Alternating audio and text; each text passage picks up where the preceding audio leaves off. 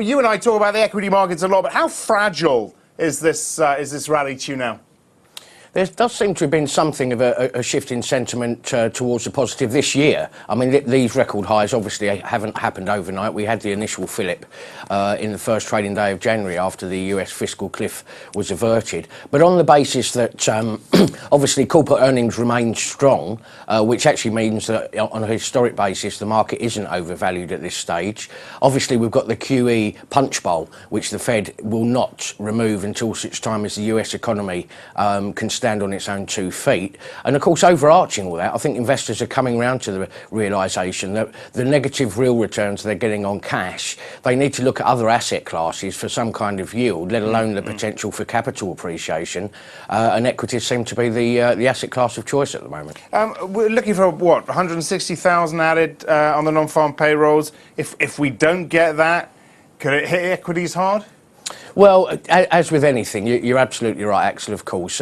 If it was to be well shy of that figure, the market would unquestionably react because, of course, quite apart from the Chinese numbers you've just mentioned, investors are putting a lot of store in what seems to be a growing US recovery. I mean, obviously, the housing market is showing some real signs of life, which is important to the US economy, and that would also underpin the resilience of the consumer, who's actually been remarkably robust throughout the crisis. So it remains probably and arguably the most important economic piece of economic data that we can see. What's your target on the FTSE now?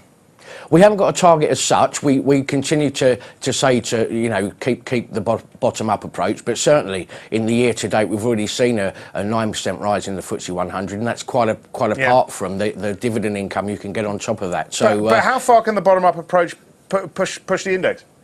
Well, the fact of the matter is, as we're seeing with the shareholder activists in Apple at the moment, quality companies are sitting on more cash than they know what to do with. Sooner or later, that's going to have to be deployed, be that M&A, increased dividends, share buybacks, or indeed investment in new technology and indeed staff. Buying any financials?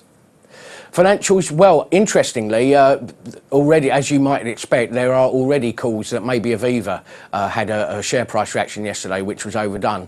Even after the adjusted figure, partly due for a technical reason on the share price, the shares are still yielding nearly 6%. Clearly, there's a lot to do in terms of the transformation programme, but I think investors are realising that yesterday's price fall might have given a good entry point.